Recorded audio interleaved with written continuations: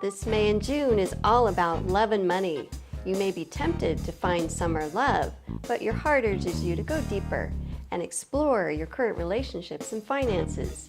You may want to buzz around like a bumblebee looking for a new bud, but find out, why is it time to tend your own garden? Welcome to the new Connexion Astrology forecast for May and June 2012.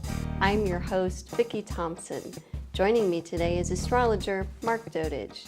Today's astrology forecast is brought to you by Hidden Lake Retreat in Eagle Creek, Oregon, just 45 minutes outside of downtown Portland.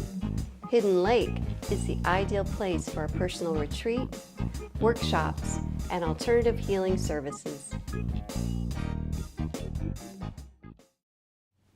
Mark, welcome to the new Connexion Astrology forecast for May and June. Thanks for inviting me to this beautiful center.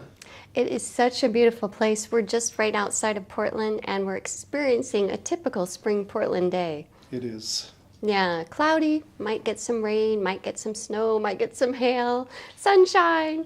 Typical weather. Typical Portland. Yep. Well, we're here today to talk about what's coming up for early summer. And Venus plays a starring role again this early summer. And what can we expect in money and finances and relationships? Well, first, we're all going to be redoing something because Venus is going to be giving the illusion of going backwards, which we call retrograde motion in astrology. And Venus is one of the planets that goes retrograde less than any other planet. So we're all going to be reviewing and revising our ideas and particularly our values surrounding our finances, where we're spending our money, where do we need to be spending our money, or budgetary issues. And of course, on the love level, there's the old, am I in track with what I want in this life, or what am I doing with my love life? When we talked about the bumblebee wanting to find a new bud, is it this feeling of wanting new romance this summer? Well, Venus is going to be retrograde in Gemini, and Gemini is a very curious exploring, I call it the bumblebee in the field of flowers, going out and trying this out and that out and that out. So the good level is for people who are looking to explore whether it's love, money issues, or even other things having to do with their value systems, it's a wonderful time to be exploring. However, Gemini isn't the most commitment-oriented sign, so it's a better time to explore, check things out, and maybe wait on the commitment piece a little ways down the road. And how will this affect money and our finances? I mean, is it a time to look for a new project, or do we need to go deeper into what we're currently working on? Well, a little of both, actually. See, Gemini is a sign that requires adaptability and flexibility, and anybody that's gotten in too narrow of a channel, their rut, it's time to look outside of their rut to explore other possibilities. And the main thing is, though, Venus has to do with your value system. And you'll see a lot of people out there doing a job because, the economy's bad, I just have to stay in this job I hate. Well, this is going to be exploring, hey, there's other opportunities out there for me to start looking at, rather than having what we'll call a poverty consciousness of doing things they don't really want to be doing and having their heart not engaged in it. So that's a shift that is going to really start sparking people to explore during this 2-month period. I think that's exciting for a lot of people, because I think a lot of people are grateful to have a job right now, Yes. but then to maybe think a little bit differently and think I could explore more right now and get out and do something different. It's about saying, I want to be in harmony with what I'm doing in my world, and whether that's our finances and career and job, or whether that is our personal relationships. And it's not just love, it's family relationships, work relationships, the whole gamut of relationships are up for review now. Wonderful. Well, something else that's coming up is that it might be a great time, or it might not be, to take a spiritual retreat or a class and maybe go deeper in your spiritual connection. What's making that possible this early summer? Well, that goes along with this. Venus is going to cross the face of the sun, which the ancient Mayans watched. It only happens twice in an 8-year period, so it happened in 2004.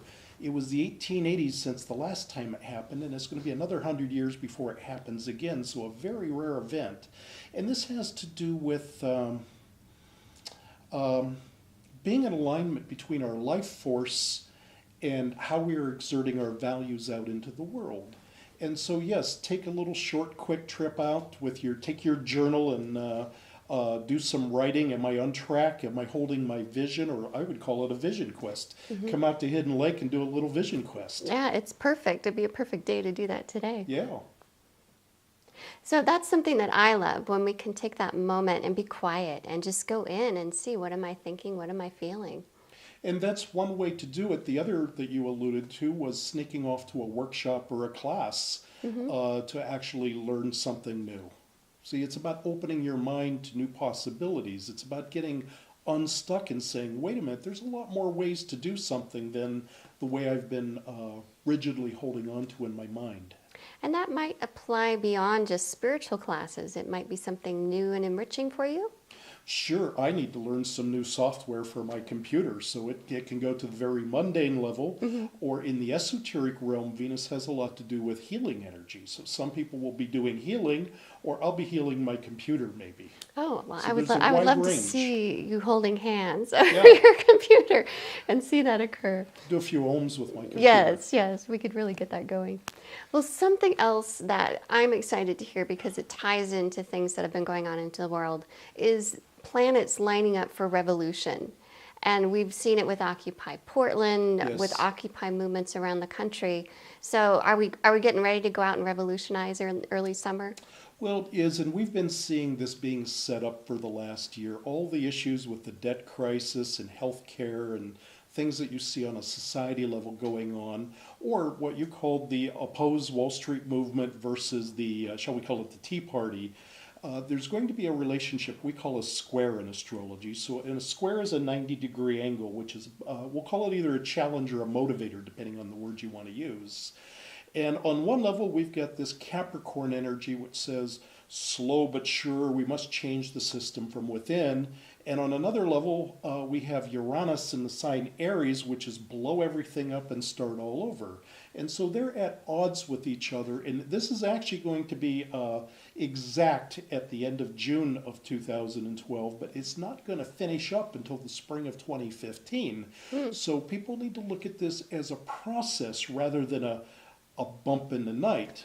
But on the low level, we'll probably see some scary things, just things like we've been seeing in Syria as an example, or the Middle East, or earthquakes, or those kind of things, but not to set people into fear. It's about, how can I have a greater level of freedom, which would be the Aquarius and the Uranus, and the other level is Capricorn, which says, but I still want to pay my mortgage and be responsible in the world. So how can I have more freedom?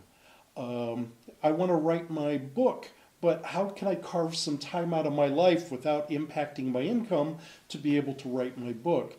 How can I balance those two conflicting things?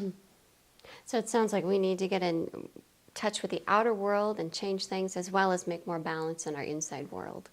Yeah, and of course, my metaphysical philosophy is always starts within. So I would say you have to start within. And so this retreat time to sneak off to Hidden Lake or the ocean or wherever people like to go for their inner work, I would say start on the inside level. Go ahead, and I like to write, so I would get my legal pad out and handwrite it, because I like the way it feels coming off my hand better than a computer. And just let the vision flow, and don't judge it. Just let it come. You can tear it apart later if you want to, but just allow the flow to happen. Wonderful. Yes. Well, it's been such a pleasure sitting with you in Thank such a you. beautiful Thank place, you. Mark. Thank you so much. Want more details on your sign? Check out our website for Starscope and AstroMark at newconnectionjournal.com. Join us next time on the New Connection Astrology Forecast, and get connected.